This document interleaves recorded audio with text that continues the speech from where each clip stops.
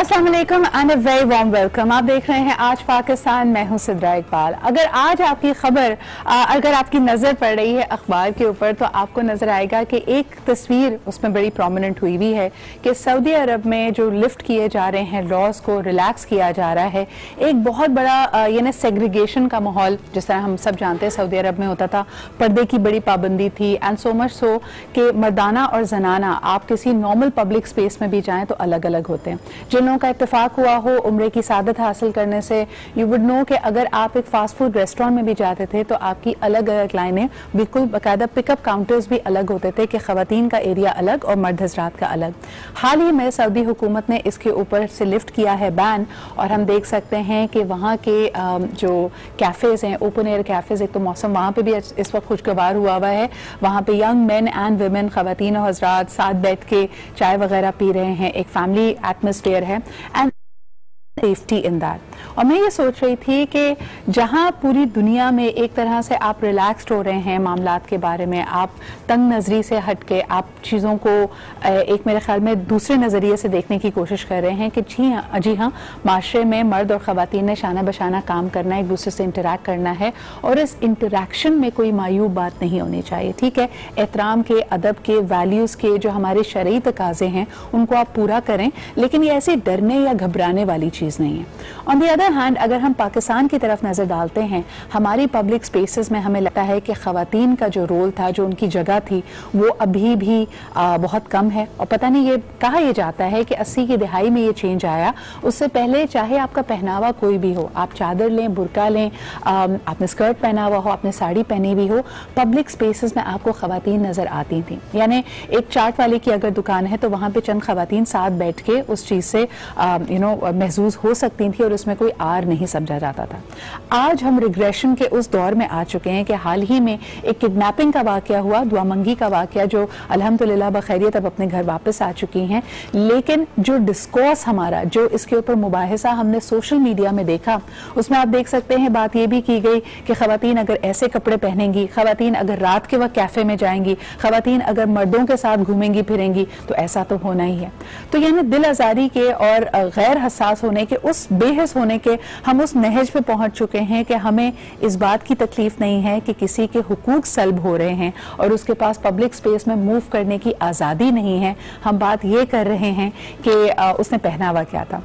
अच्छा जी, आपको ये भी बताएं कि पूरी दुनिया में इस वक्त जो रैंकिंग आई है ख़वातीन के लिए, जो सबसे गैर महफूज मुल्क है, उसमें नंबर 1 पे भारत आया है। और भारत का इस पर एहतजाज ये है कि जी इसका जो सैम्पल साइज था वो तो बहुत थोड़ा था, तो आप हमें ये नहीं कह सकते, लेकिन सिर्फ और सिर्फ ख़वातीन को हरासा करना या रेप के या वायलेंस के इंसिडेंट्स पे बात नहीं की जा रही। कहा यह जाता है कि 1/3 यानी 33% of all the marriages that happen in India, यानी जितनी भी शादियाँ इंडिया में होती हैं उसमें 33% में ख़वातीन अंडर एज होती हैं। 16 साल की उम्र से पहले पहले उनकी शादी कर दी जाती है। इसके अलावा हजारों यानी बल्कि मिलियंस की बात की जा रही है of women who are missing women. यानी ये पॉइंट आउट कर रहा है कि जैसे ही आपको प्रेगनेंसी के दौरान पता चलता है कि आने वाली औलाद बेटी है तो उसका वहीं पे कत्ल कर दिया जाता है, अबॉर्ट कर दिया जाता है। तो ये मिसिंग वुमेन के केस में भी आता है। इसके अलावा जो दूसरे वाक़यात हैं उसमें तशद्दुद के वाक़यात हैं, रेप और हरासा करने के वाक़यात हैं। और लोगों ने ये भी कहा कि 2012 में जो निर्भया का केस था, जिसमें हमने देखा कि एंड ऑफ द ईयर, इसी वक्त दिसंबर के ज़माने में जो एक यंग स्टूडेंट को अटैक किया गया और वो जिस हालत में मिली, फिर उसकी मौत वाक़ई हुई, उसके बाद भी भारत के लिए वेकअप कॉल नहीं थी और वहाँ पे जो कवानीन हैं उनको रेपिस्ट के खिलाफ, हरासा करने वालों के खिलाफ, ज्यादती करने वालों के खिलाफ स्ट्रिक्ट नहीं किया गया। अच्छा, आपको इसी रैंकिंग के बारे में बताते चले, भारत के बाद नंबर आता है इराक का, इसके अलावा अफगानिस्तान का, और दोनों ये ममालिक वॉर स्ट्रिकन ममालिक हैं। और जिस तरह की जंगी सूरत हाल में होता है कि खवातीन के, बच्चों के हुकूक सबसे ज़्यादा सल्ब किए जाते हैं, तो भारत उसमें भी टॉप रैंकिंग में है। अच्छा, क्योंकि हमारा माशरा, हमारी इक़दार, हमारे सोचने का अंदाज कुछ बहुत ज़्यादा मुख्तलिफ नहीं है, इन दोनों ही ममालिक के जो माशरे हैं, ये यहाँ पे बताने का हरगिज़ ये मतलब नहीं कि हम कॉलर ऊंचा करके कहें कि हम बहुत बेहतर हैं, हमारे यहाँ भी मसाइल उतने ही संगीन हैं। आपको लिए चलते हैं, आज आपको बताते चले कि 10 दिसंबर को पूरी दुनिया में इंसानी हुकूक का दिन मनाया जाता है, यानी ये ह्यूमन राइट्स का दिन है। और आज भी ये कहना गलत नहीं होगा कि बहुत सारे जो हमारे बेसिक ह्यूमन राइट्स हैं उनकी वायलेशन पाकिस्तान में होती है। एक का इशारा मैंने आपको यही किया कि पब्लिक स्पेस में हमारे मुल्क की आज़ादी को अल्हम्दुलिल्लाह 70 साल से ज़्यादा का अरसा गुजर चुका है, लेकिन हम फिर भी आज़ादी के साथ बग़ैर किसी के ताने तशने अपने आप को, हमारी जान को महफूज समझे बगैर एक शहर से दूसरे शहर में नहीं जा सकते। और ये हमारे लिए लम्हा फ़िक्रिया होना चाहिए। और इसमें सिर्फ ख़वातीन की बात नहीं है, यहाँ पे बच्चों की बात करना चाहेंगे, आदमियों की बात करना चाहेंगे, यानी मर्द हजरात की। बहुत सारे आपको ऐसे इलाके मिलेंगे, बल्कि आप कराची से बाहर ही अगर रोड ट्रिप करते तो कहा जाता है कि जी डाकू हमला कर देंगे, आपकी जान, आपकी इज्जत, आपका माल महफूज नहीं है। इसके अलावा जो बेसिक ह्यूमन राइट्स में शुमार किया जाता है उसमें एजुकेशन है, हेल्थ है। आज आपको ये भी बताते चले कि कन्वेंशन ऑफ चिल्ड्रंस राइट को साइन किए हुए 30 साल का अरसा गुजर चुका है और पाकिस्तान इसका सिग्नेटरी है। कल बल्कि एक बहुत ही अहम इवेंट में the president of Pakistan will be presiding it, Shireen Mazari साहिबा मौजूद होंगी और बच्चों की आवाज़ सुनी जाएगी, यानी बच्चों के हुकूक। हम तो बड़ों के हुकूक नहीं देते, बच्चों के हुकूक हमारे लिए कोई मायने नहीं रखते, लेकिन ओवरऑल ह्यूमन राइट्स वो बेसिक इंसानी हुकूक हैं जिसकी पासदारी हम पे लाजिम है। अगर हम अपने आप को एक जिंदा और एक ऐसा माशरा कहते हैं जिसमें आने वाले दिनों में हमने रहना है, प्रोग्रेस करना है और इसी में से अपॉर्चुनिटीज़ और लोगों के लिए मौके पैदा करने। आइए सबसे पहले आपको एक रिपोर्ट दिखाते हैं इंसानी हुकूक के दिन के हवाले से।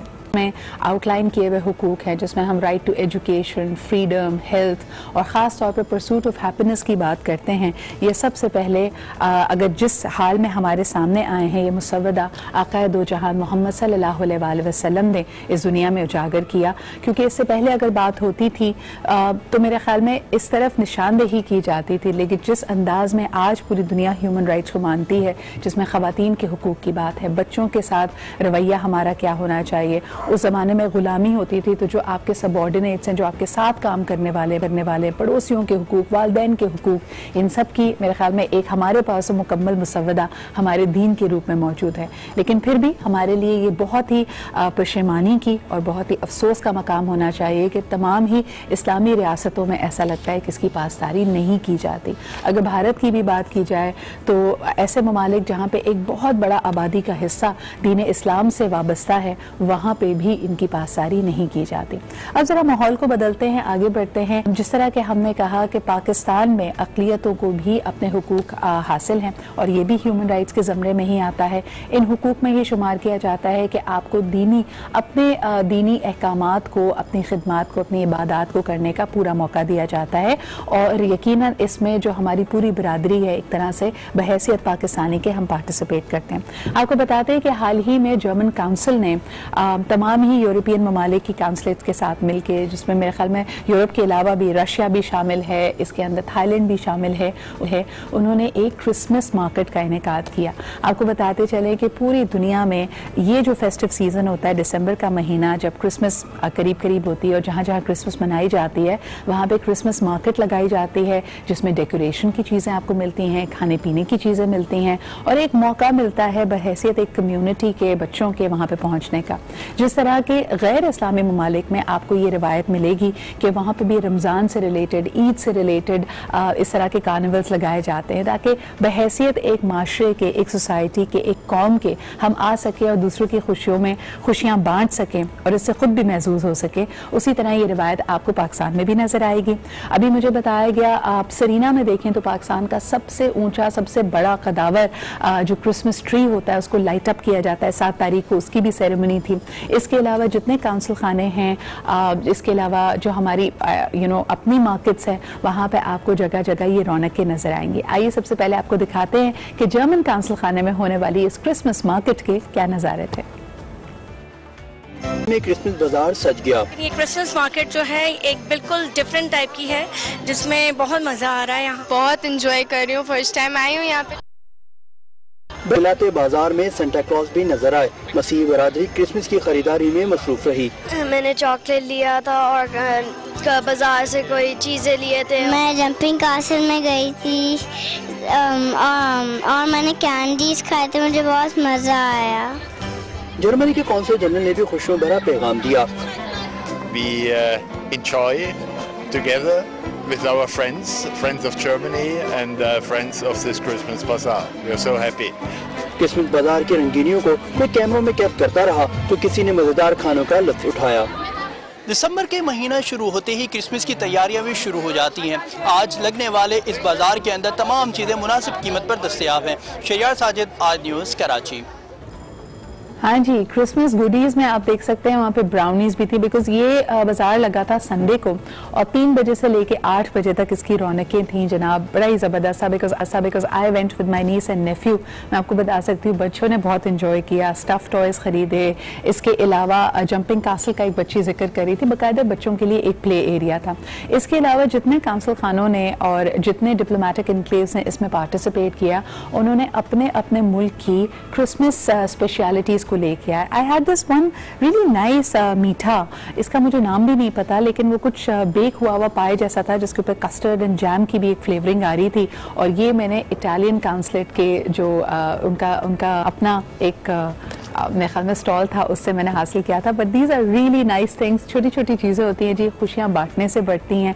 एक ज़माने में कहा जाता था कि जब मसीही बरादरी ज़्यादा तादाद में यहाँ रहती थी, अब तो बहुत सारे लोग माइग्रेट कर गए हैं, तो क्रिसमस केक्स और बाकी गुडीज़ बड़े रेगुलर होती थी। लेकिन मुझे बड़ा तरस आता है पाकिस्तानी सांता क्लॉस, वो इतना ज़्यादा खुश नहीं नज़र आ रहा होता जितने बाकी दुनिया के सांता क्लॉस होते हैं। बट जी एक छोटा सा ब्रेक लेते हैं। आज आपको बताएंगे 2 बड़ी अहम चीज़ें जो मुझे पर्सनली मेरे दिल के बहुत करीब हैं, उनसे बात करनी थी। एक तो जी हमेशा की तरह आज डॉक्टर खुर्रम बशीर हमारे साथ होंगे, उनसे एक बहुत ही अहम स्किन इशू पे आपके भेजे हुए सवालात पे बात होगी।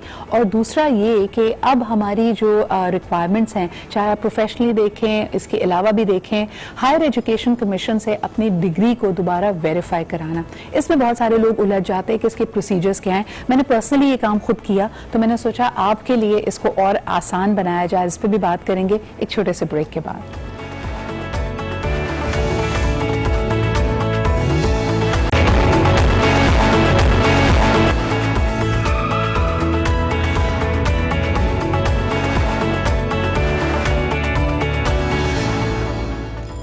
Welcome back after the break. जी जनाब, हम बात कर रहे थे क्रिसमस की रंगारंग तैयारियों की। मेरे ख्याल में खुशी का कोई भी मौका, कोई भी तरीका अगर आपके सामने होना, उसको हाथ से ज़ाया ना करें। जो आज का लम्हा है बस यही आपके पास है। लेकिन इसी आज के लम्हे में ये भी देखते हैं कि व्हाट इज़ आज इन फोकस, आज की टॉप स्टोरीज क्या हैं। Let's take a look. Corruption में मुलविस अफराद को जेलों में डालूंगा, लोगों को मेट्रो नहीं रोजगार चाहिए। वजीर आजम का 2 टोक पैगाम। बोले बादशाहत कभी जमहूरियत का मुकाबला नहीं कर सकती, जमहूरियत में एहतसाब मेरिट पर होता है। वजीर आजम की बिलावल भुट्टो पर भी तनकीद, कहा खानदानी सियासत जमहूरियत की नफी करती है। मुनक़ता नहीं होते, लेकिन हमारा जो मवासाती निज़ाम है, इंफ्रास्ट्रक्चर है, उसमें डेफिनेटली हम फेस करते हैं बहुत सारे इश्यूज और चैलेंजेस। तो मेरे ख्याल में इस पे काम होना चाहिए। दूसरी तरफ जो हमने आपको पहली खबर बताई जिसमें वज़ीर आज़म साहब खिताब कर रहे थे एक ऐसी गैदरिंग से जिसमें नेशनल अकाउंटेबिलिटी का दिन मनाया जा रहा था, एहतसाब पर बड़ी बातचीत हो रही थी। हमने ये भी देखा कि प्रेसिडेंसी में भी इससे रिलेटेड इवेंट हुआ था। अब इसमें कुछ लोगों के लिए मैसेजेस बड़े डबल मीनिंग है। एक तरफ उन्होंने कहा करप्शन में मुलविस अफराद को जेलों में डालूंगा, यहाँ पे इदारों की बात नहीं हो रही, खुद उनके ये कदम उठाने की बात हो रही है, तो उसमें एक अंसर बादशाह जैसा भी आ रहा है। लेकिन बहरहाल जी खानदानी सियासत पे कोई इख्तिलाफ नहीं हो सकता, इसकी में मेरिट का खात्मा हो जाता है और एक मौरूसी सियासत का पहलू हमारे सामने आता है। फिर हम ये भी देख सकते हैं कि कराची में कुछ बहुत ही महंगे प्रोजेक्ट्स कई दिनों से चल रहे थे, जो लोग यहाँ की सड़कों से वाबस्ता हों और इससे मुंसलिक अपना काम में मशगूल होते हैं। आप देख सकते हैं कि जी शहीद मिल्लत पे आना जाना बड़ा मुश्किल था, क्योंकि वहाँ पे काफ़ी अरसे से अंडरपास बन रहा था। ये अंडरपास का इफ्तिताह हमारे चीफ मिनिस्टर साहब मुराद शाह साहब ने किया और उस पर भी बयानबाजी हुई थोड़ी। उन्होंने दोबारा विफाक को कहा कि आपने जो वादे किए थे वो पूरे नहीं हो रहे। दूसरी तरफ कल की हेडलाइंस में हमने देखा कि तरक्याती बजट तमाम ही प्रोविंसेस ने विफाक को वापस किए हैं और उनको सही तरह से इस्तेमाल नहीं किया जा सका। लेकिन मुराद शाह साहब का कहना था कि विफाक ने जो फंड्स प्रॉमिस किए थे, जो तरक्की तरक्याती प्रोजेक्ट्स कहा था कि कराची ख़ास तौर पर उनकी तरजीहात में शामिल होगा, ऐसा नहीं हो सकता। तभी दूसरी तरफ हम देखते हैं कि एक जवाबी कार्रवाई सी लग रही है कि सिंध की और बिलावल भुट्टो साहब के बयानात पे वज़ीर आज़म साहब ने खुद तनकीद की है। बहरहाल जी आगे बढ़ते हैं और आगे आपको बताते हैं कि अगर आपके पास पाकिस्तानी डिग्री है, फॉरेन डिग्री है, यहाँ पे लोकली किसी काम के लिए या फिर अपने शोबे से मुंसलिक अगर आपने मजीद पढ़ाई करनी है, उसको वेरीफाई कराना बहुत ज़रूरी होता है। और इस वेरिफिकेशन का प्रोसेस क्या है, मुझे पर्सनली ऐसा लगता है कि हायर एजुकेशन कमीशन ने एक फुल प्रूफ तरीका इसके लिए बनाया है। बहुत ही आसान है यूजर्स के लिए, लेकिन फिर भी लोगों को मुश्किलात होती हैं। आज इसी हवाले से बात करने के लिए कि ये अटेस्टेशन का, एक्रेडिशन का जो प्रोसेस है उसको किस तरह बनाया गया है और लोग अगर इस अमल से गुजर रहे हैं तो उनको किन किन चीज़ों का ख्याल रखना चाहिए। इस्लामाबाद से हमें ज्वाइन कर रहे हैं ताहिर अब्बास जैदी साहब, आप डायरेक्टर जनरल हैं अटेस्टेशन और एक्रेडिशन के विद द HEC। अस्सलाम वालेकुम ताहिर साहब। जी वालेकुम सलाम। ताहिर साहब, अब ये तमाम जो प्रोसेस है ये ऑनलाइन होता है, तो मेरे व्यूअर्स के लिए बताइए। पर्सनली तो मैं इसके हर अप स्टॉप से वाकिफ हूँ, लेकिन पहला कदम क्या है, what is the first step that they need to do अगर ये ऑनलाइन अपनी वेरिफिकेशन डिग्री की कराना चाहते हैं, इसमें पहला स्टेप क्या होगा? जी शुक्रिया। बिस्मिल्लाह रहमान रहीम। सबसे पहले तो मैं आपका शुक्रिया अदा करना चाहता हूँ कि आपने एक नहायत अहम मौजू आज रखा है जिसका ताल्लुक हमारे पाकिस्तानी स्टूडेंट से और ग्रेजुएट से है जी। और ना सिर्फ उनका ताल्लुक स्टूडेंट से है बल्कि एम्प्लॉयर से भी है, कौमी सतह पे भी और बैनुल अक़वामी सतह पे भी। बेशक बिल्कुल आपने सही फरमाया। हम जो डिग्री वेरिफिकेशन सिस्टम है इसको मुकम्मल ऑनलाइन कर चुके हैं और ये बहुत यूज़र फ्रेंडली है, रोबस्ट है, सिक्योर है जी। और इसमें सबसे पहले ज़रूरी है कि जो भी हमारे स्टूडेंट्स ग्रेजुएट कर जाते हैं जी, या अगर वो ग्रेजुएट नहीं भी करते और वो क्रेडिट ट्रांसफ़र करना चाहते हैं बाहर किसी यूनिवर्सिटी में जी, तो इन दोनों सूरतों में उनको अपनी जो एकेडमिक ट्रांसक्रिप्ट है जो कि यूनिवर्सिटी इशू करती है जी, आपने कोर्सेज कंप्लीट करने के बाद वो इशू करवानी चाहिए। सही। और हमारे ऑनलाइन सिस्टम पे जाके 24/7 जो कि अवेलेबल होता है और आप किसी भी वक्त घर बैठ के even you can access that अपने सेल फोन से भी एक्सेस कर सकते हैं। ताहिर साहब, इसको मैं आसान बना देती हूँ अपने व्यूअर्स के लिए। सबसे पहला कदम जी HEC के पोर्टल पे आप जाइए और अपने लिए एक प्रोफाइल बनाइए। इस प्रोफाइल के लिए ज़रूरी है कि आपका नाम और शनाख्ती कार्ड नंबर आप इस पे डालिए। इसके मुख्तलिफ वो सेक्शंस होंगे जिसमें जाहिर सी बात है आपने अपना पूरा नाम, अपना डेटा सामने रखिए ताकि आपका डेटा जो आप इसके अंदर एंटर करें उसमें कोई गलती ना हो पाए। तो इसके अंदर जाहिर सी बात है आपके मैट्रिक से लेके आपकी जिस डिग्री तक भी आप पहुंचे हैं वो सामने रखना चाहिए। कुछ इसमें रिक्वायरमेंट्स होती हैं, अगर आपने GCSE किया हुआ है यानी O लेवल्स और A लेवल्स किया हुआ है तो उसके इक्विवेलेंट सर्टिफिकेट्स भी आपको चाहिए होते हैं। ताहिर साहब, मुझे ये बताइएगा कि आमतौर पे मैंने इसमें देखा कि जब आप अपना प्रोफाइल बना चुके होते हैं तो आपके बैचलर्स और आपके मास्टर्स ये कितने अरसे में हुए हैं, कितने क्रेडिट आवर्स आपके पास हैं, आपकी डिग्री पे आपका जो एक तरह से आपका आइडेंटिफिकेशन नंबर है, जो रोल नंबर है, ये तमाम चीजें इंपॉर्टेंट होती हैं। अगर किसी के पास ना हो तब उनको क्या करना चाहिए? जी, ये बहुत अहम है कि आपके जो क्रेडिट आवर्स एक अंडर ग्रेजुएट प्रोग्राम में रिक्वायर्ड हैं वो कंप्लीट होने चाहिए और बिल्कुल इसी तरह आपकी डिग्री पे और ट्रांसक्रिप्ट पे रजिस्ट्रेशन नंबर है और रोल नंबर है, ये दोनों मेंशन होना बहुत ज़रूरी है। बिल्कुल। और अगर आपको ये मेंशन नहीं है उस पर तो इसका मतलब है आपका या तो कोर्स कंप्लीट नहीं हुआ, प्रोग्राम कंप्लीट नहीं हुआ, या आपको भी एकेडमिक ट्रांसक्रिप्ट जिसको हम आम सादा अल्फाज में DMC भी कहते हैं वो आपको इशू नहीं हुई। सही। तो उसके लिए आपको यूनिवर्सिटी में जाना पड़ेगा और अपनी DMC प्रोग्राम्स कंप्लीट करके, क्रेडिट आवर्स हो सकता है आपके कंप्लीट ना हुए हों जी, वो कंप्लीट करके आप दोबारा आप अप्लाई करें। ताहिर साहब, सबसे पहले ये बताइएगा कि कोई शख्स अगर इसको अटेम्प्ट कर रहा है तो क्या आपके पोर्टल पे कोई चेकलिस्ट मौजूद है कि even before making your portal, क्योंकि अक्सर लोगों के साथ ये मैंने बड़ी कॉमन कंप्लेंट सुनी है कि जो वो प्रोफाइल बनाने के लिए बैठे फिर देखा कि फलाना कागज कम है, ये चीज कम है, तो क्या आप लोगों ने कोई चेकलिस्ट बनाई हुई है जिसको देखकर पहले आप वो तमाम दस्तावेजात, कागजात तैयार कर लें और उसके बाद अपना प्रोफाइल बनाएं? जी बिल्कुल, चेकलिस्ट भी मौजूद है, हमारी वेबसाइट पे मौजूद है और पूरा step by step process graphical user interface के साथ मौजूद है जी, जो कि आप डाउनलोड करके प्रिंट निकाल के भी रख सकते हैं और उसको ऑनलाइन भी एक्सेस कर सकते हैं। बिल्कुल। इसके साथ साथ हमारा कॉल सेंटर भी अवेलेबल है कि अगर आपको during the filling of the form आपको कोई प्रॉब्लम आती है तो आप ईमेल के जरिए भी हमें कांटेक्ट कर सकते हैं, आप हमें कॉल सेंटर में भी कॉल करके पूछ सकते हैं, या हमारा जो यूज़र हेल्पलाइन वहाँ मौजूद है डॉक्यूमेंट पूरा, आप उसको भी पढ़ के आप फॉलो कर सकते हैं। ऐसा मैं व्यूअर्स के लिए दोबारा बताना चाहूंगी, इसके जो स्टेप्स मुझे समझ आते हैं, सबसे पहले आपके तमाम दस्तावेज़ात कागजात आपके सामने हों, जिसमें आपकी ओरिजिनल डिग्री, आपकी ट्रांसक्रिप्ट्स, आपके क्रेडिट आवर्स और हर सब्जेक्ट में आपने कितने मार्क्स लिए हैं वो ऑफिशियली आपके सामने हो। एक दफ़ा आपने ये बना लिया तो फिर उसके बाद नेक्स्ट स्टेप आता है, आपका प्रोफाइल आपसे ये पूछेगा कि क्या आपने इसको वेरीफाई कराना है, डुप्लीकेट करना है, क्या पहले आप वेरिफिकेशन कर चुके हैं या नहीं।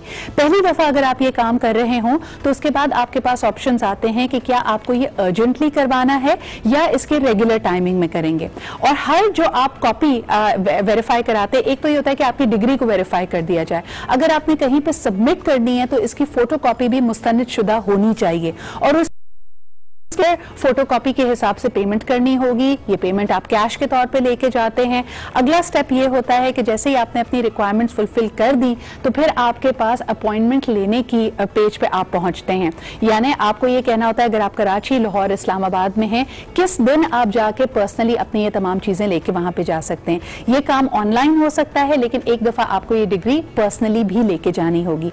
पर्सनली ले जाने से पहले लो रेजोल्यूशन पे आपको इन डिग्रीज की जो तस्वीर है वो अपने प्रोफाइल पे अपलोड करनी होती हैं और उसी को देखते हुए आपको अपॉइंटमेंट दिया जाता है। जब आप अपना प्रोफाइल कंप्लीट कर लेंगे, एचईसी की इंतजामिया एक नजर इन तमाम चीजों पे डालेगी। अगर कोई लकूना, कोई कमी उनको नजर आएगी कि कहीं आपके पेपर्स, डॉक्यूमेंट्स मैच नहीं कर रहे हैं तो फौरन आपको ईमेल आएगा और आपको ईमेल पे मुद्दत भी दी जाएगी कि इस वीक के अंदर अंदर अपनी चीजों को फुलफिल कर लीजिए और उसके बाद दोबारा अप्लाई कीजिए।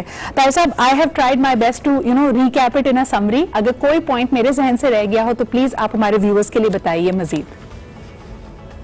जी थैंक यू। नहीं, आपने बिल्कुल सही फरमाया, ऐसे ही होता है। जहाँ तक पेमेंट का ताल्लुक है, ये जरूरी नहीं है कि आप कैश लेके आएं। ओके। हमारी ऑनलाइन भी सर्विस मौजूद है। आप ऑनलाइन किसी भी बैंक में, एचबीएल का हमारा अकाउंट नंबर मौजूद है जी। और वो फॉर्म के अंदर लिखा होता है एनीवेयर इन पाकिस्तान, आप वो पेमेंट जमा करा के आ सकते हैं, रसीद आप हमारे पास ले आए। बिल्कुल। और मैंने ये नहीं भी कराई जी जी जी जी बताइए। अगर आपने नहीं भी कराई तो हमारे तमाम जो इस्लामाबाद, कराची, लाहौर, पेशावर और कोयटा में सेंटर्स हैं, वहाँ पे बैंक का काउंटर मौजूद है, तो वहाँ पे आप कैश भी जमा करवा सकते हैं, लेकिन ऑनलाइन की फैसिलिटी भी मौजूद है। सही। अच्छा, इसके अलावा ताहिर साहब, अगर मैंने अक्सर लोगों को वहाँ पे जाके गुस्सा करते हुए देखा है जो प्रोफाइल ऑनलाइन बना के नहीं आते, अपने तमाम दस्तावेजात लेके डायरेक्टली एचईसी पहुंच जाते हैं। आपके पास ऐसे केसेस जब आते हैं तो आप उनकी कैसे रहनुमाई करते हैं, उनको क्या कहते हैं? हमारे पास वहाँ पे हेल्प डेस्क मौजूद है जी, और हम उनको गाइड करते हैं कि आप अपने, क्योंकि आजकल सेल फोन, हर एक के पास स्मार्ट सेल फोन है जी, और ग्रेजुएट्स को हम बताते हैं कि आप यहाँ से एक्सेस करें और आपको फॉर्म फिल करना पड़ेगा। और अगर आपको बहुत जल्दी है तो सेम डे भी हम उनकी मदद करते हैं कि आप अर्जेंट आप अप्लाई कर दें and you can get your degree verify on the same day. अगर आप नहीं भी फिल करके आए तो उसी वक्त ही आप, I think it takes about 15 to 20 minutes time, आप उसमें अपना फॉर्म फिल करें, हम आपको उसी वक्त ही स्क्रूटनाइज कर देंगे, ईमेल आ जाएगी और उसी दिन ही आप अर्जेंट आप शेड्यूल कर लें और आप बहुत बहुत शुक्रिया ताहिर साहब। और I think this is a very important note, खास तौर पर आपके इदारे ने, आपकी अगली डिग्री ने मांगा नहीं भी हो। मेरे नाना मरहूम हमेशा कहा करते थे कि अपने दस्तावेजात, अपने कागजात, अपने ऑफिशियल पेपर्स हमेशा कंप्लीट करके रखें। हम हमेशा इंतजार कर रहे होते हैं जिस दिन हमने बाहर जाना है उससे एक हफ्ते पहले अपना CNIC रिन्यू कराते हैं, पासपोर्ट बनवाने की भागदौड़ करते हैं, लेकिन खास तौर पर डिग्री से, पढ़ाई से रिलेटेड जो मामलात हैं और खासतौर पर शादी सीजन आने वाला, लड़कियां फौरन ही ख्वाब देखने शुरू कर देती हैं और उनको सिर्फ इस बात की प्लानिंग होती है कि शादी में कलर्स और चीजें कैसे मैच होंगी। अपने पेपर्स पूरी तौर पे कंप्लीट कीजिए। बहुत बहुत शुक्रिया ताहिर साहब हमारे साथ मौजूद होने के लिए। अब हम चलते हैं एक ब्रेक की तरफ, वापस आएंगे तो आपकी मुलाकात कराएंगे डॉक्टर खुर्रम मुशीर से। हमारे साथ रहिए।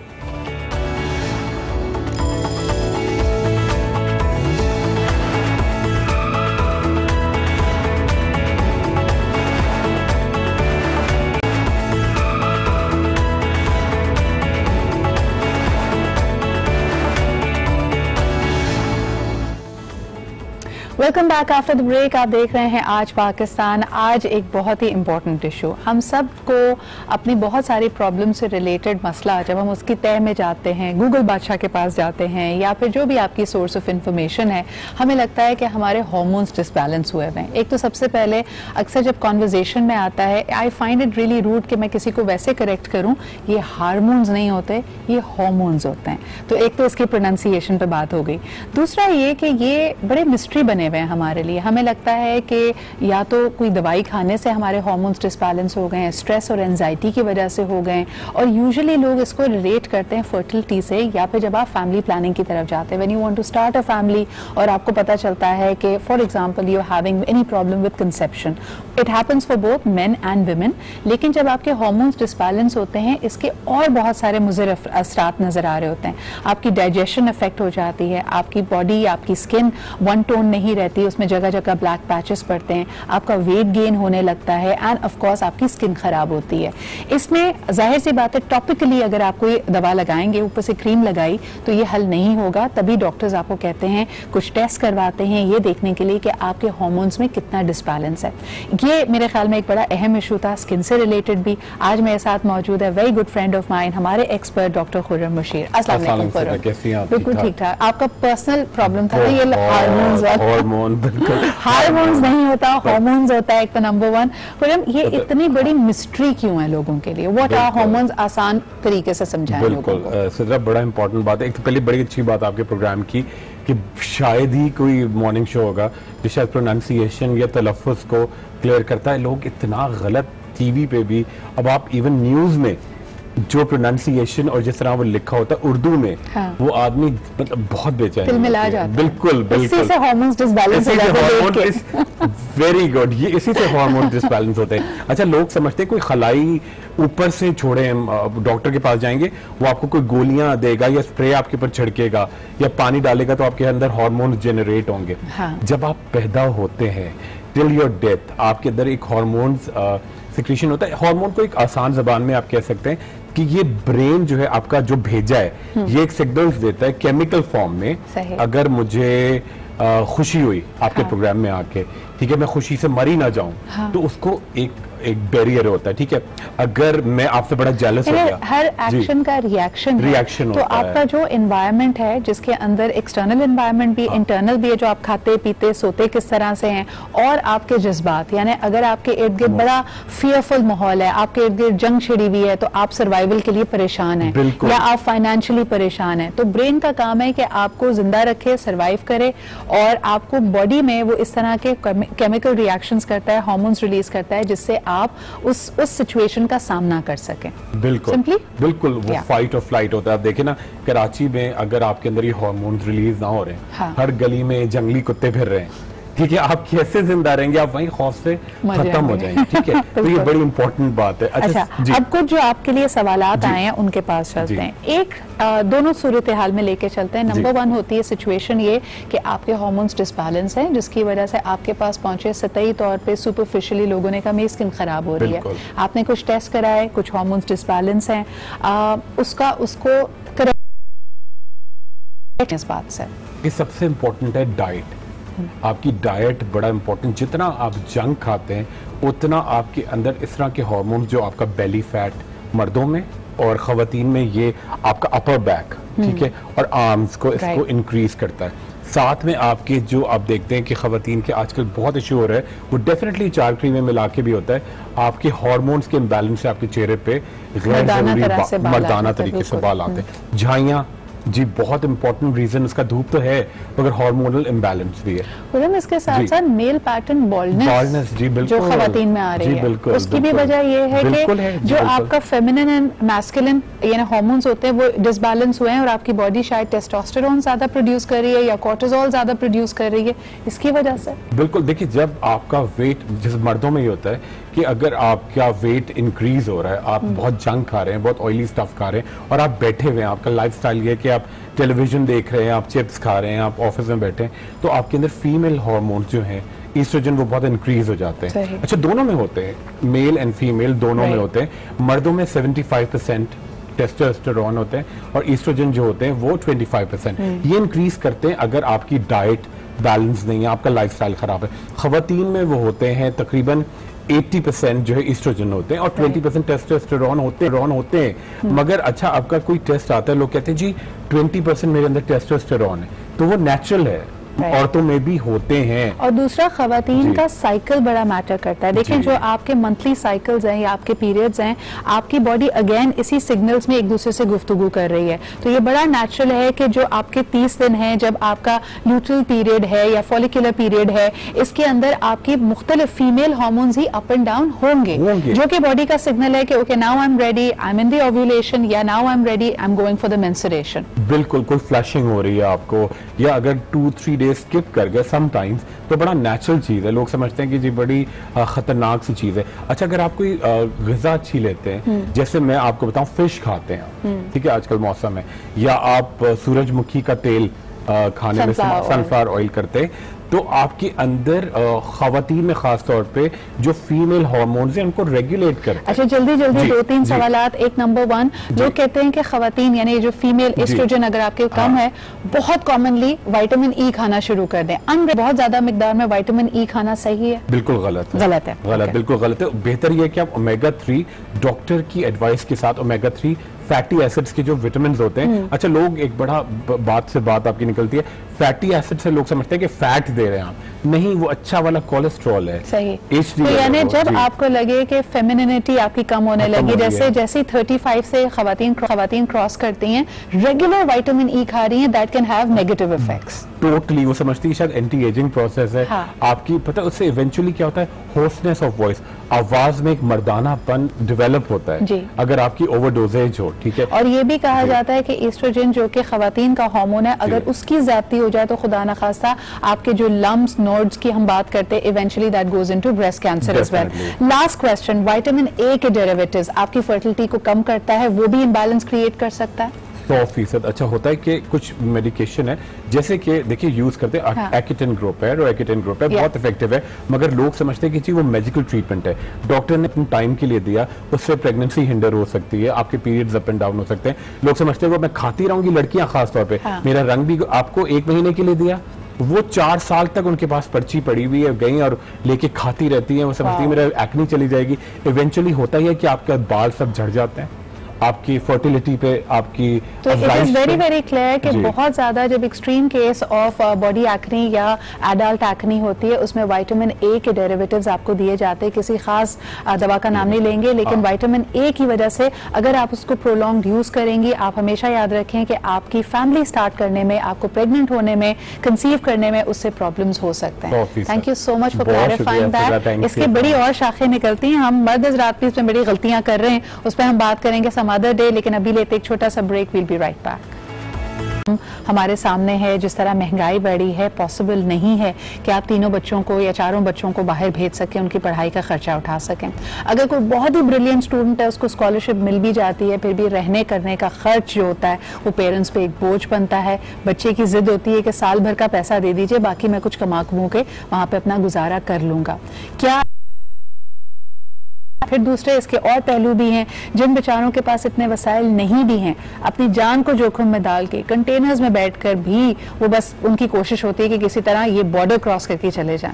उनके लिए भी आज का प्रोग्राम एक तनबीह होगा, इस पर कई ड्रामे भी बने हैं, लोगों ने बताया भी है। और अगर मैं ये कहूँ तो गलत नहीं होगा कि जो मेडिटेरेनियन सी है वो दुनिया का सबसे बड़ा कब्रिस्तान है। यानी वहाँ पे आप देखें, लोग अपने इसी तरह की माशी बदहाली को, वॉर स्ट्रिकन एरियाज को जहाँ पे जंगें जारी हैं, पार करने की कोशिश करते हैं। छोटी छोटी किश्तियों में किश्तियां डूब जाती हैं, और मेरे ख्याल में हमारे पे अल्हम्दुलिल्लाह ऐसी आफत नहीं है।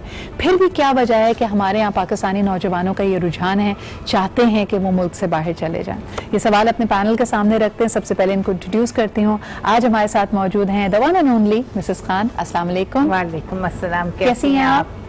मौसम खुशगवार हुआ हुआ है, सर्द हुआ हुआ है, आपको अच्छा लग रहा है? अच्छा लग रहा है, लेकिन इसके साथ साथ नज़ला जुकाम बुखार बहुत हो रहा है, लेकिन evergreen. Thank you so much. और ऐसे ही अच्छे मौसम के मुतलाशी होते, लोग कहते हैं यहाँ गर्मी बड़ी पड़ती है, यूरोप जाएंगे वहाँ ठंडा ठंडा मौसम होगा, ये भी एक वजह बनती है मुल्क से दूर जाने की। हमारे साथ मौजूद है माहिर नफ्सियात हुमैरा अफान। अस्सलाम वालेकुम हुमैरा। वैसे आमतौर पर लोग कहते हैं कि अगर आप तरक्की याफ्ता ममालिक को देखें, वो अमूमन ऐसे मुल्क हैं जहाँ सर्दी ज्यादा पड़ती है, क्या इसका भी हमारे नफ्सियात और तरक्की में और माइंडसेट में एक हल है? मौसम का तो डेफिनेटली आई थिंक आप बेशक कराची को ही देख लो, यही मौसम जरा बेहतर होने लग रहा है तो जरा लोगों के मिजाज ठंडे होने शुरू हो रहे हैं। हालांकि वो सर्दी नहीं है, लेकिन वो जो एक चिड़चिड़ापन तबीयत में आ जाता है ना, गर्मी में, पसीने में, उसमें ट्रैफिक भी बुरी लग रही होती है, उसमें सोना भी बुरा लगता है, खाना पीना भी बुरा लगता है, पहनने लोग भी बुरे लग रहे होते हैं ना। तभी तो लोग देखें शादियां भी सर्दियों में करते हैं। बिल्कुल। लेकिन भाई अगर अजराहन मजाक की कह रही हूँ, 2-3 मैं भी जानने वाले जिनको मैं कहती हूँ किसी ठंडे मुल्क की भेज दो,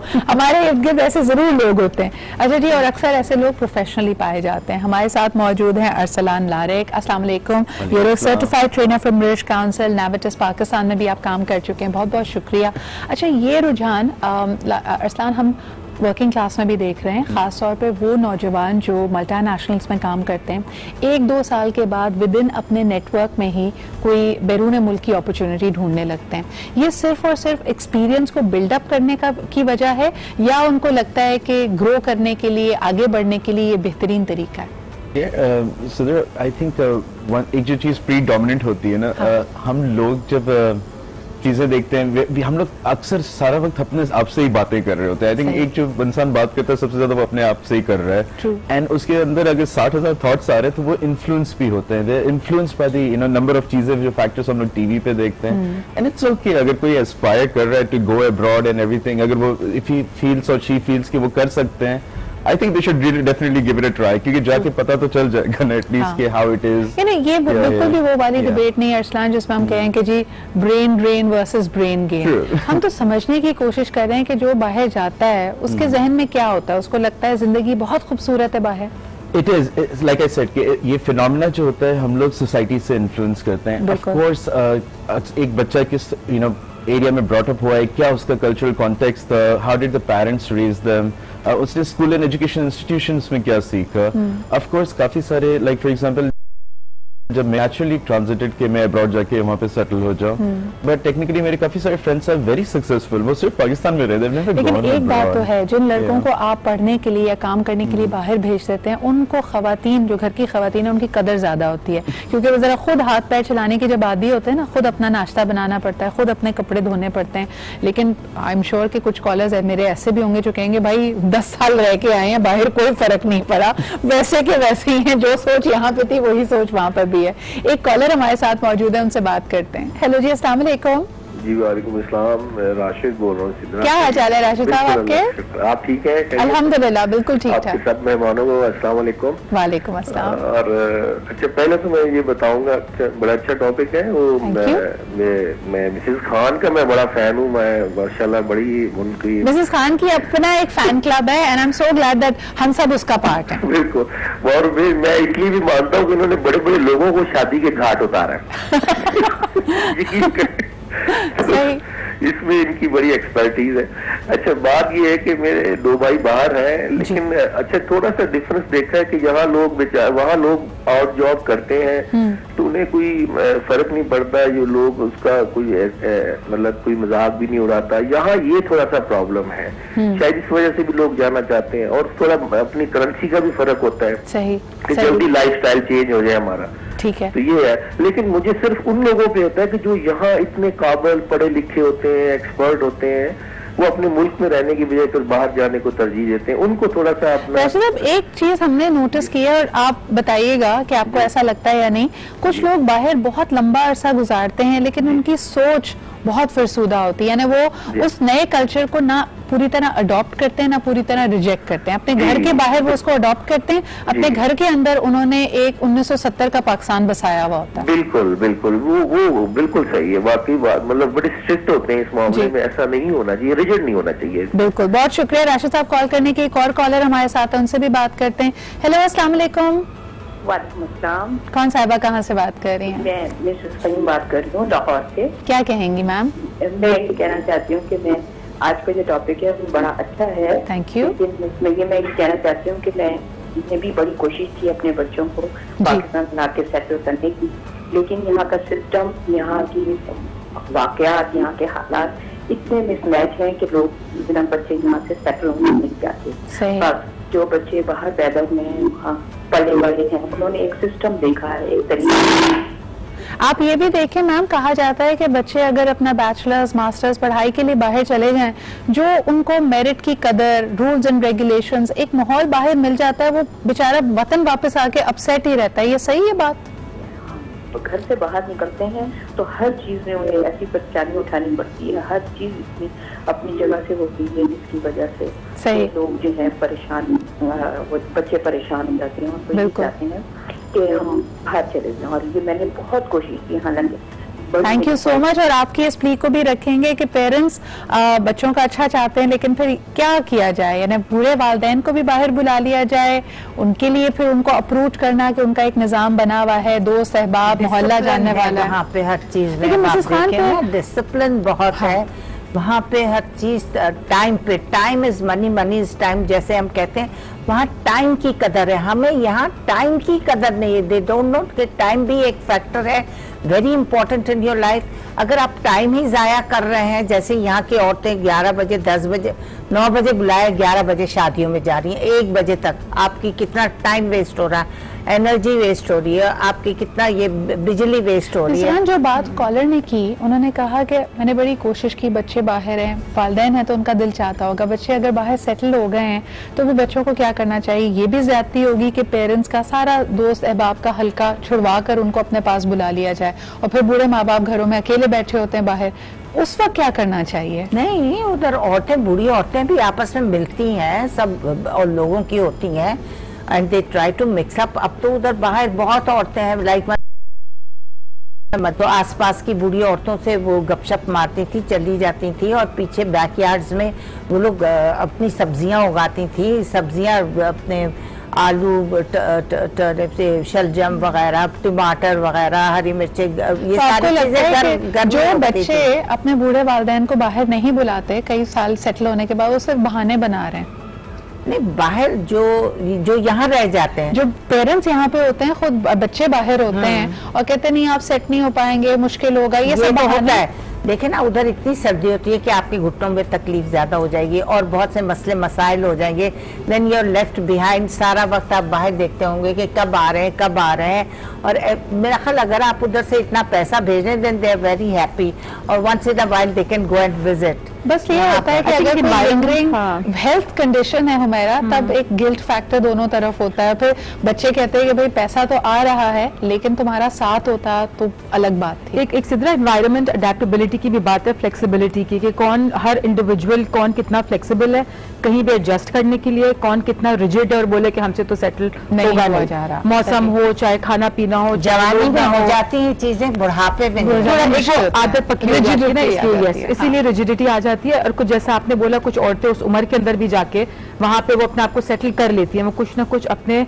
इंटरेस्ट का ढूंढ ही लेती हैं, चाहे वो औरतों से सोशलाइज करना हो, चाहे कोई स्मॉल स्केल बिजनेस शुरू करना हो, चाहे उधर आप जैसे इमरान खान ने कहा था आप मुर्गियां पाल लें और उनके आप अंडे भी बेच रही होती। एग्जैक्टली। हमें एक और कॉलर से बात करनी है, फिर हम उसके बाद इसको कंटिन्यू करते हैं। हेलो, अस्सलाम वालेकुम।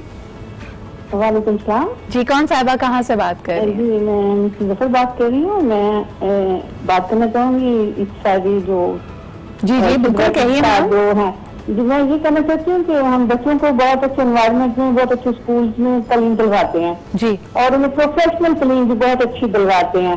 सही कि कोशिश होती है वालिदैन की कि वो अपने खर्चे हर चीज पेंडिंग डाल के और बच्चों को अच्छी से अच्छी तालीम दें, डॉक्टर बनाए, इंजीनियर बनाए। लेकिन जब वो पढ़ जाते हैं तो वो बच्चों को वो एनवायरनमेंट नहीं है। जैसे कि हमारी मेरी बेटी है, वो जब करी है वो इतनी वो अपसेट हो जाती है कि 24 आवर्स 36 आवर्स जो होते हैं वो काम होता है, रात भी, लेकिन फिर बिहेवियर भी वो साथ में ठीक नहीं होता है, एनवायरनमेंट भी वो उस तरह का होता है। इसमें ना थोड़ा सा मैम, मैं आपकी बात समझ के, आप हमारा प्रोग्राम देखिए, हो सकता है मुझे एक ब्रेक की तरफ जाना पड़ रहा है, लेकिन ये जो हमारा ख्याल है कि शायद वर्किंग एनवायरनमेंट बाहर बेहतर है, इसको भी मेरे ख्याल में चैलेंज करने की जरूरत है। Arsalan, she is talking about doctor, इनकी बेटी डॉक्टर हैं, तो देखें हमें तो आए दिन रिपोर्ट्स मिलती हैं, NHS हमेशा अंडर स्टाफ रहता है, वहाँ पे लोग इतनी लंबी ड्यूटीज कर रहे हैं कि उनका वर्क लाइफ बैलेंस खराब हो रहा है, नींद में पड़ रहे हैं, और यहाँ तक के इवन सेक्रेटेरियल जॉब्स भी उनको खुद करनी पड़ रही हैं क्योंकि अंडर स्टाफिंग है।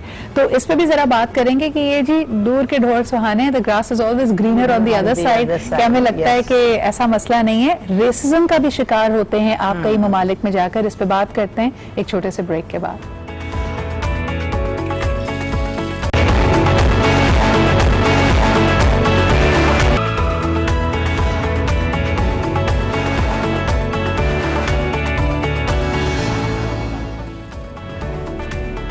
वेलकम बैक जी। और कभी कभार आपके जो ख्यालात होते हैं, जो परसेप्शन होते हैं, वो दूसरों का भला कर देते हैं। इससे बिजनेसेस बड़े चल चुके हैं पाकिस्तान में। आप देखें, आपको हर गली नुक्कड़ पे इमिग्रेशन कंसल्टेंसी नजर आती है जो आपको कहती है कि भाई हमें कुछ पैसे दे दो, आपका केस बनाकर हम भेजेंगे और 100% गारंटीड है आपको उस मुल्क की PR, उसकी रेजिडेंसी, वहाँ का वीजा मिल जाएगा। Aslan, this is the first thing I want to talk about कि ये जो फ्लरिशिंग बिजनेस है ये किस इंडस्ट्री के मद में आता है। ये सर्विसेज जो प्रोवाइड की जा रही हैं, हुकूमत उसको देख भी रही है, नहीं देख रही है, इनके अपने ताल्लुकात होते हैं एम्बेसी से। लोग बेचारे धोखा भी खाते हैं, पैसे के पानी की तरह बहाते हैं और फिर भी उनको कुछ नहीं मिलता। इमिग्रेशन कोई इतना इजी प्रोपोजिशन है नहीं। आई मीन अगर हम लोग ओवरऑल स्टैटिस्टिक्स भी देख लें, I think the number of 1 million immigrants होंगे out of 200 million population of Pakistan in every various countries जो हमारे लोकेटेड हैं। It's not that easy. अगर आप वहाँ पे जा भी रहे हैं, ट्रैवल कर रहे हैं, दैट डज नॉट मीन कि the country will provide you, आपको जॉब भी दे देगी, वहाँ पे सारी एमिनिटीज दे देगी। इट डजंट, इतना जल्दी नहीं होता। सही। So of course there is a element, but ये कि हम लोग बातें सुनते हैं एंड वी बेसिकली प्रोसीड उनसे। तो हमारे पड़ोस में अगर कोई चला जाता है, they talk good about it, then we hear about that. चाहत इतनी है। मिसेस खान, ये बताइए कि अगर कोई प्रोस्पेक्ट है, रिश्ता, जिसके पास ब्रिटिश पासपोर्ट है, कनेडियन पासपोर्ट है, क्या उसको हाथों हाथ लिया जाता है यहाँ पे? अभी भी उसकी मांग है? अब तो बहुत अवेयरनेस आ गई है कि वहाँ पे वो टैक्सी ड्राइवर है, वहाँ पे वो प्लम्बर है या इंजीनियर है, बिकॉज वहाँ पे ये और जॉब्स वाले तो ज्यादा बना रहे क्योंकि उनके टैक्सेस नहीं कम इतने कटते। इलेक्ट्रिशियन बहुत अच्छा बना रहा है, प्लम्बर अच्छा बना रहा है, टैक्सी ड्राइवर्स इतने अच्छे बना रहे हैं और इधर भी इतना पैसा भेज देते हैं। They are very well off over there. मैं ख्याल डॉक्टर्स वगैरह अपना इनपुट इतना डालते हैं और उनको इतना नहीं रिटर्न मिलता है जितना इन लोगों को रिटर्न्स मिल जाते हैं। छोटे जो काम करने वाले हैं या गैस स्टेशंस पे काम कर रहे हैं या पर आर जो आर्ली काम कर रहे हैं, उनको भी अच्छी सैलरीज मिल रही है। घर में बैठे हुए क्यों हम सुनते हैं, यानी हम सुनते हैं कि हाँ, तो वो कुछ होते कुछ और है, यहाँ पे दिखाते कुछ और। अच्छा। क्योंकि डॉलर्स में बना रहे होते हैं, यहाँ पे डॉलर्स और पाउंड को आप एक्सचेंज करें तो you get lot of money. तो वो समझते हैं अच्छा ये तो इतना कमा रहा है, इतना खा रहा है, घर बार अच्छा है, देगा बहुत अच्छा, जहेज बड़ी ला रहा है, तो इसका मतलब भी must be very well off over there. लेकिन अब लोगों को पता चल गया हुआ है कि यहाँ से ये लोग छोटी मोटी डिग्रीज लेते हैं, उधर जाके ये कुछ और भी बन जाते हैं अपना। उनको अगर जैसे डॉक्टर MBBS खाली करके गया है, इतना टाइम लगाएगा 7 साल वो अमेरिका में, तो रेजिडेंसी करेगा, ये करेगा, वो करेगा, इसके बजाय वो शॉर्टकट्स ढूंढ के उधर ही हॉस्पिटल्स में मैनेजमेंट जॉब्स इतनी अच्छी मिल जाती हैं। मुझे ये बताएं कि जो माइंडसेट है, लोग अगर अपनी बेटी को ब्याह कर अमेरिका भेज रहे होते हैं, यूरोप या ऑस्ट्रेलिया, तो जहन में ये तस्वुर है कि ये शख्स एक खुले जहन का शख्स होगा, एक ऐसे जगह पे रहता है जहाँ पे कई चीज़ों को मायूब नहीं समझा जाता है, फिर सुदा सोच नहीं होगी, बच्ची को आज़ादी होगी। लेकिन जो हॉरर स्टोरीज हम सुनते हैं उसमें देखा ये गया है कि बड़ा वेल ऑफ फैमिली लग रही थी, उनकी बाहर की एक्सपेक्टेशंस अलग थी, दुनिया को दिखाने के दांत अलग थे, और अंदर उन्होंने वही सोच रखी हुई थी कि नहीं, इसको लाए इसलिए कि घर का सारा काम करे, घर की रोटियां बनाए। देखिए, एक बात बताऊं ना, ये हमारी सोच जो है ये निकलना बहुत मुश्किल है, ये हमारी सोच। लेकिन अगर यहाँ की पढ़ी लिखी लड़की ले जाएंगे तो व्हाट डू यू थिंक, वो रोटियां पकाएगी बैठ के? वो she will also Hunt for a job, look for a job, और वो भी अपना लाइफस्टाइल अच्छा करने के लिए, अपना स्टैंडर्ड ऑफ लिविंग बढ़ाने के लिए शी विल आल्सो वर्क। और मेरा ख्याल जो वाइज आदमी होगा, she let her work, because उसकी इनकम जनरेट वो भी कर रही है और वो भी कर रहा है। ये वो लोग लेकर जाएंगे जो जा रहे होंगे जिधर मदर्स भी गई हुई हैं सब, नाउ दे आर ओल्ड, उनको चाहिए कि कोई उनकी अटेंडेंट चाहिए वैसे। हाँ, अटेंडेंट चाहिए, घर में खाना पका कर दे, सब कुछ करे।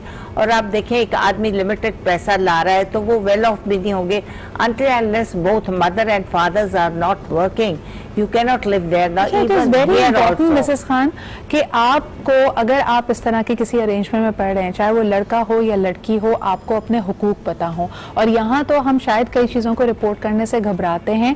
आपको ये आगाही होनी चाहिए कि वहाँ पे अगर खुदा न खासा आप पे कोई तशद्दुद करता है, आपको जिस्मानी नुकसान पहुँचाता है या आप पे इमोशनल अब्यूज़ होता है, you can call for help. किसी तरह भी ये जायज़ नहीं है कि आप अगर शादी करके बाहर जाएं तो अपना पासपोर्ट ससुराल वालों के हवाले कर दें। हमारा these are the common mistake girls में। I have a lot of clients actually. एक तो रिसेंटली उसकी भी शादी, she wanted to get married somewhere else, लेकिन माँ बाप ने यही सोचा कि अमेरिका में है लड़का, डॉक्टर है और बड़ा अच्छा रिश्ता है, भेज दो। भेज दिया, महीना रहकर वापस आई वहाँ उसको अपने टूथपेस्ट के पैसे खुद देने पड़ते थे, अपने खाने के पैसे उसको खुद देने पड़ते थे।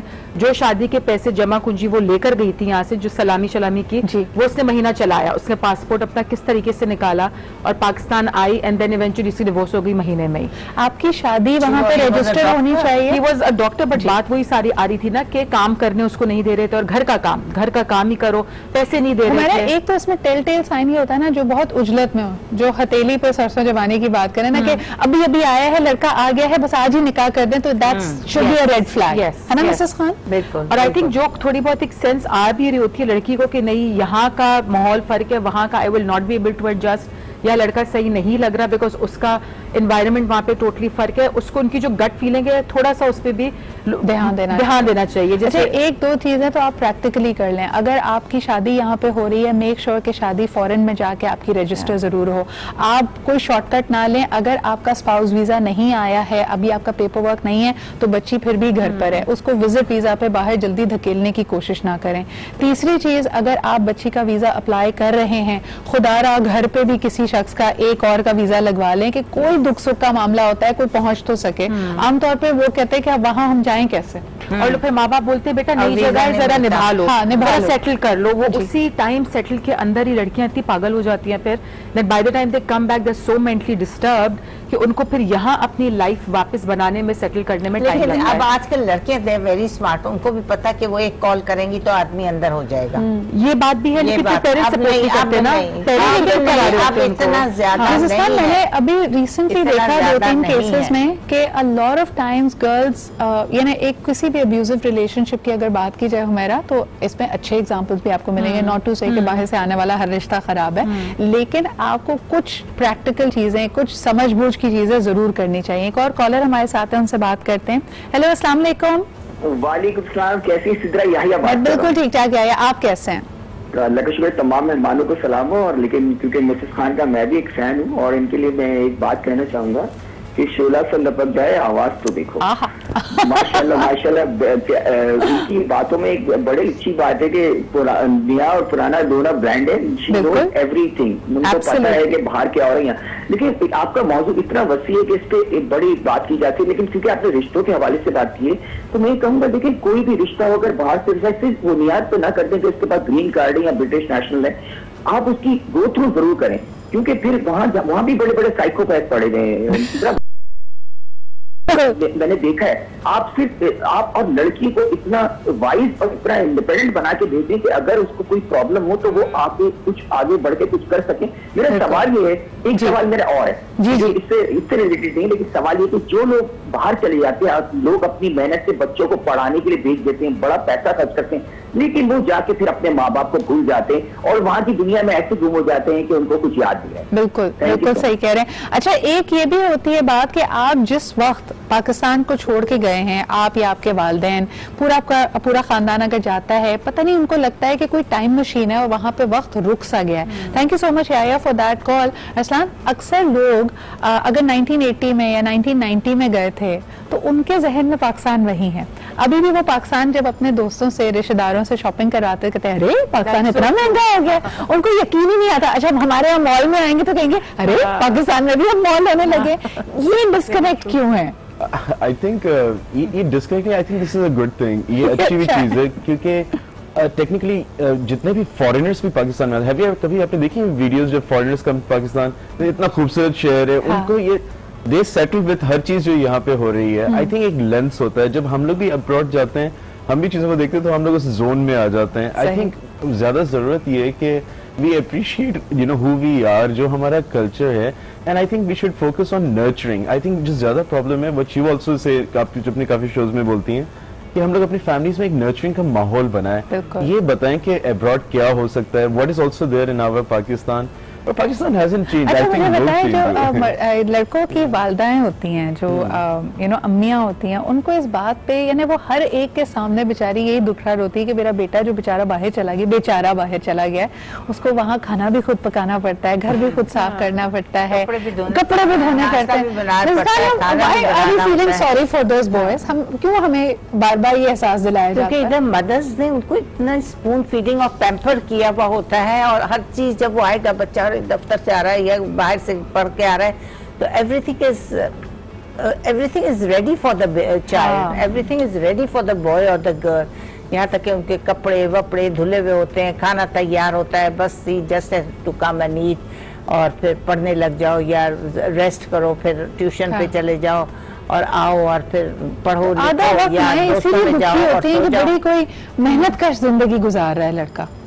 नहीं, देखिए उधर जो है आपको बनी बनाई बहुत सी चीजें मिल जाती हैं, उधर भी अब रोटियां भी मिल जाती हैं, साशेज भी मिल जाते हैं, हाफ कुक्ड फूड भी मिल जाता है, बस उधर आकर बस मिलाया सैंडविच बनाया, बर्गर बनाया और खा लिया। अच्छा, एक और बात बताएं कि इसको पाकिस्तानी माशाल्लाह से शॉर्टकट के तौर पे भी इस्तेमाल करते हैं, वहाँ जो जाके पेपर मैरिजेस हो जाते हैं, ये भी पेरेंट्स का बड़ा डर है, खौफ है। अब पेपर मैरिज का सवाल ही नहीं होता, अब कहीं पेपर मैरिज नहीं होती। It was about 2 decades back 2-3 के जब हुआ करती। अच्छा, पेपर मैरिज तो कहा जाता है, ये जो माओ का या खानदानों का खौफ है कि ये वहाँ जाके किसी गैर मजहब की, किसी गैर नेशनैलिटी की लड़की से शादी कर लेगा, ये कितना रियल है? नहीं, डरती तो है ना।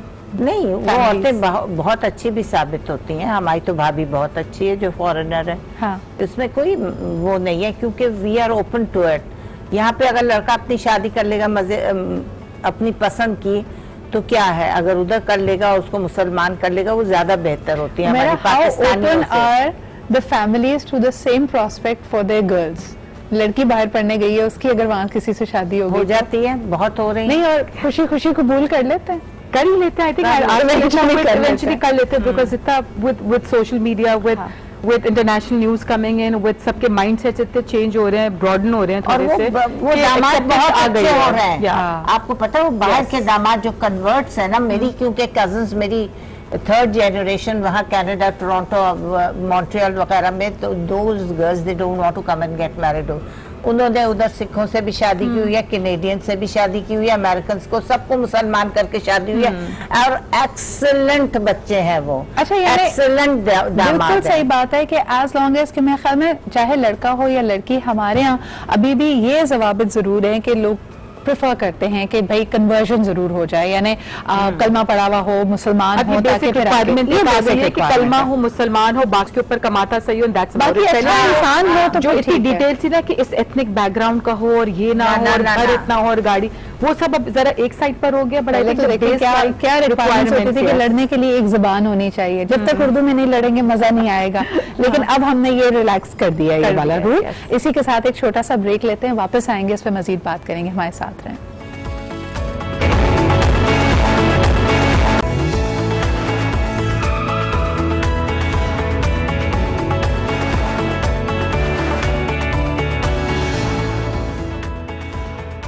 Welcome back. हम बात कर रहे हैं बाहर जाने की चाह और चाहत क्यों इतनी ज़्यादा होती है, क्या वाकई the grass is greener on the other side, या इसका वाकई कोई एडवांटेज होता है या नहीं। आई थिंक बुढ़ापे में मैंने अक्सर अभी कुछ फैमिलीज़ को देखा है who are able to take their parents abroad, क्योंकि वेलफेयर स्टेट्स होते हैं, मेडिकल फ्री होता है, तो कई लोग ऐसी मौलिक बीमारियों में, मिसाल के तौर पर कैंसर या अदर कॉम्प्लिकेशंस में पड़े, जो कहते हैं कि अगर पाकिस्तान में होते तो शायद इलाज ही मुमकिन ना होता। तो इस तरह के एडवांटेजेस यकीनन आपको मिलते हैं। बच्चा अगर होनहार हो, मेरिट पे हो, तो उसके लिए मौके पाना, आगे बढ़ना आसान होता है, लेकिन कंपटीशन हर जगह है। रेसिज्म का अनफॉर्चुनेटली अगर आप शिकार होते हैं वहाँ पे, तो कई लोग बात नहीं करते, विसल ब्लो नहीं करते। और अब हमारी इसी रियलिटी को चैलेंज करने के लिए आए दिन हम ये भी देखते हैं कि अगर आप अपना कोई आइडेंटिटी मार्क आपका हो, जैसे मिसाल के तौर पर ख़वातीन अगर हिजाब लेती हैं, तो उन हिजाब पहनी हुई ख़वातीन को हमने देखा है कि वो भी अटैक किया जाता है। जेनोफोबिया पूरी दुनिया पे राइज पर है, तो अपने से मुख्तलिफ शख्स से आप घबराते या खौफ खाते ज़रूर हैं। एक बड़ा अहम पहलू जिस पे बात करनी ज़रूरी है वो है कि जो फैमिलीज़ बाहर रह चुकी हैं और बच्चों को उन्होंने वहीं पैदा किया है, वहीं उनकी तरबियत हुई है, बच्चों से ये एक्सपेक्ट करना कि वो पाकिस्तानी अक़दार के मुताबिक ही चलें, ये उन बच्चों के साथ कितनी ज़्यादती है। हुमैरा, क्या कहेंगी आप?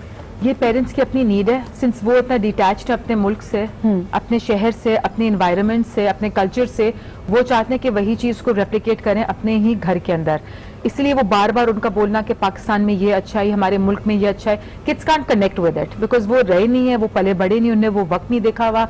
तो वो पेरेंट्स के उस पॉइंट ऑफ व्यू से अग्री करना और अपनी वो अटैचमेंट पीछे इस अपने मुल्क से बनाना बहुत उनके लिए डिफिकल्ट हो जाता है।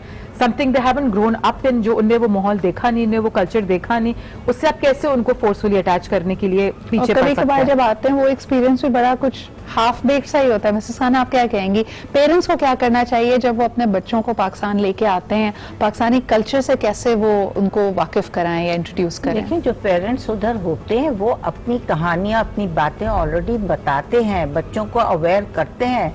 और बच्चे भी आजकल अब आप देखें इतने होशियार हैं, उनको पता होता है कि हम ऐसी कंट्री में जा रहे हैं जो एक बैकवर्ड कंट्री है, हम ऐसी कंट्री में जा रहे हैं जहाँ की ये जो फैसिलिटीज हम इधर हमें अवेलेबल है वहाँ नहीं होंगे, तो वो मेंटली प्रिपेयर्ड भी होते हैं कि उधर they have to carry their water bottle, उधर बाहर खाना नहीं खाएंगे। हमारे पास तो मेरे तो कजन्स वगैरह उनके बच्चे आते हैं, तो वो तो इधर शादियों में आते हैं और तकरीबन हर 2 साल विजिट बाद वो विजिट करते हैं, शादियों में आते हैं, दे एंजॉय ओवर हियर। पर मिसेस खान, क्या आपने ये नोटिस किया है, एंड मुझे पता है कि मेरा प्रोग्राम अभी ओवरसीज पाकिस्तान भी देखा जा रहा है, हम आपसे बहुत मोहब्बत करते हैं और हमें बहुत मोहब्बत मिलती है from Pakistanis who are not in Pakistan but living abroad, लेकिन प्लीज डोंट जज पाकिस्तान और create an opinion based on our dramas. कभी कभार मेरी पर्सनली मुझे बड़ी चिढ़ आती है जब कॉन्वर्सेशन ऐसे शुरू होती है, भाई पाकिस्तान तो बड़ा मॉडर्न हो गया, हम फलाना ड्रामा देख रहे थे, and then you follow very keenly Pakistani celebrities के बारे में जो गॉसिप होती है,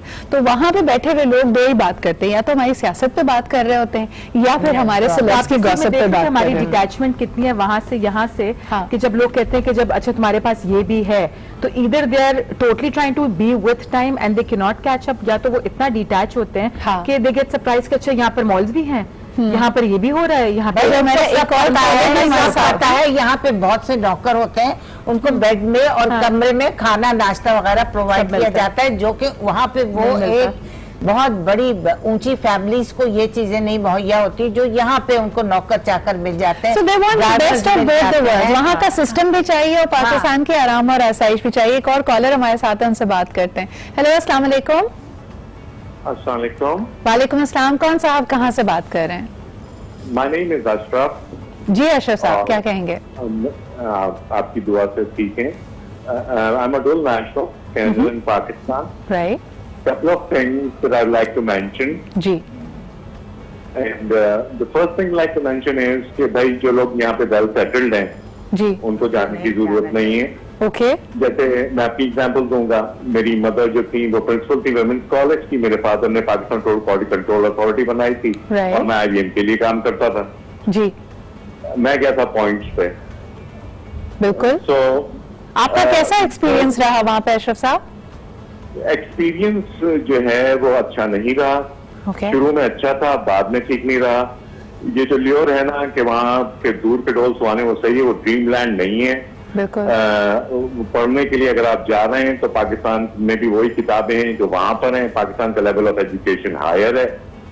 और बल्कि ये बड़ी आपने इम्पोर्टेंट बात की अशरफ साहब, हमारे बच्चे जब वहाँ पे हाई स्कूल या मिडिल स्कूल में उनका एडमिशन कराते हैं पेरेंट्स, पहले वो एस कर रहे होते हैं because our standards are much higher. लेकिन बहुत अच्छी है, साइंस बड़ी अच्छी है, अंग्रेजी में भी बात करते हैं, उधर दे एक्सेल इन देयर स्टडीज। अच्छा साहब, आप थोड़ा एलैबोरेट करेंगे कि आपको किस किस्म की प्रॉब्लम्स आपने फेस की? देखिए, मैं आपको एक बात बताऊं, पाकिस्तानी क्वालिफिकेशन जो है और degrees are not recognized over there. Right. लेकिन मैंने as a research scientist federal government of Canada के साथ काम किया। जी। बहुत ब्रेक थ्रू वर्क है जो बहुत रिनाउंड है। हाँ जी। फिर उसके बाद जो है प्रॉब्लम ये होती है कि गवर्नमेंट ऑफ कनाडा तो थोड़े दिन के लिए काम दे देगी आपको, लेकिन प्राइवेट कॉर्पोरेशन जो है वो उनको सर्टिफिकेशन चाहिए, डिग्रियां चाहिए, वहाँ की वो अमेरिकन क्वालिफिकेशन और ब्रिटिश और ऑस्ट्रेलियन भी नहीं मानते।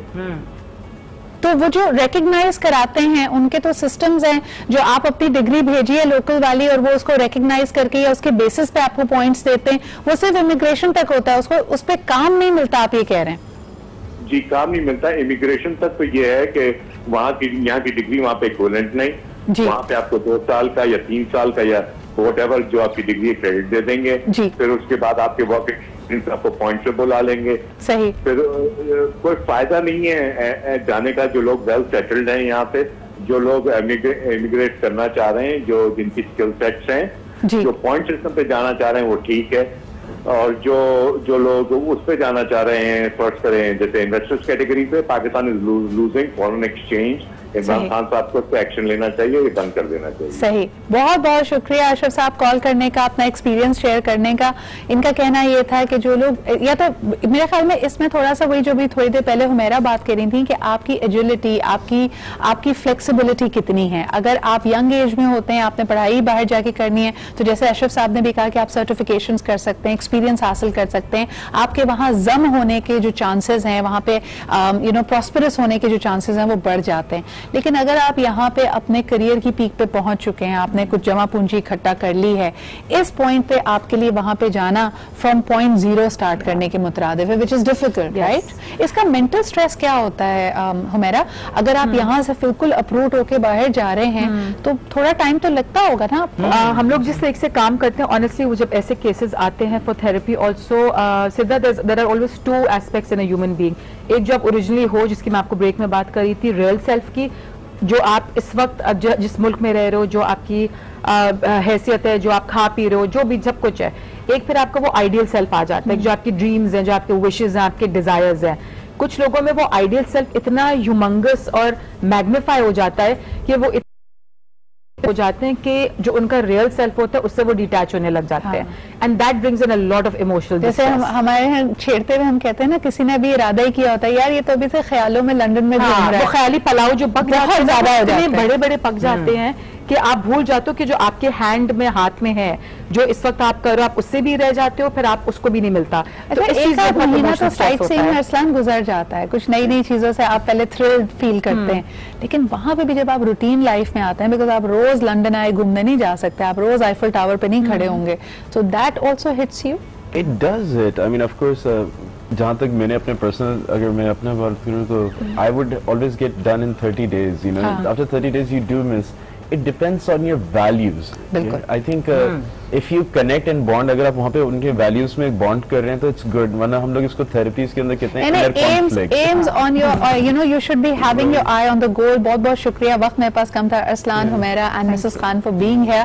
देखिए जी, हमेशा याद रखें कि जब हम घूमने फिरने भी जाते हैं तो तीसरे 5वें दिन हम किसी भी जगह दुनिया में हो, हम दाल चावल ढूंढ रहे होते हैं और फिर वहां जाके कहते हैं प्लीज इसके साथ अचार भी दे दीजिएगा, क्योंकि that is intrinsically who you are. लेकिन हाँ, अगर आपका एम ऐसा है, कोई खास फील्ड में आप रिसर्च कर रहे हैं, आप एस्ट्रोफिजिक्स पढ़ना चाहते हैं या फिर मेडिसिन साइंस में आप बहुत आगे हैं और उसके लिए आपको रिसर्च के लिए जाना पड़ता है, ऑलवेज कीप एन आई कि वैल्यू एडिशन आपकी लाइफ में क्या है।